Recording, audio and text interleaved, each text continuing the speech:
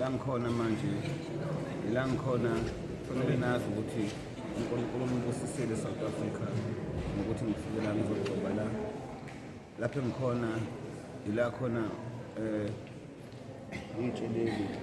ngoba nibona nje bezokhuleka bonke ila abalanda khona amandla abantu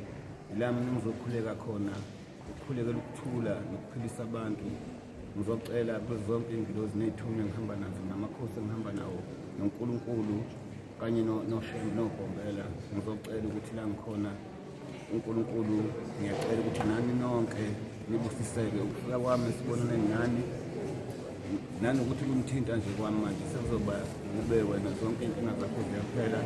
ingakho-ke ngifuna ichaze le ndoda le ndawo. You must explain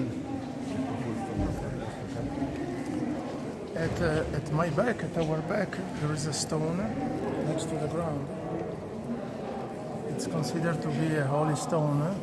because according to tradition, when Jesus died, Joseph of Arimathea and Jesus' followers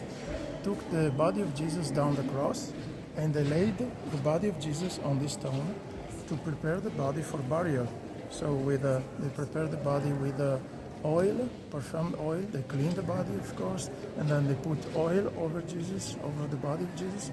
and then they put bandages all over the body. And so the body was ready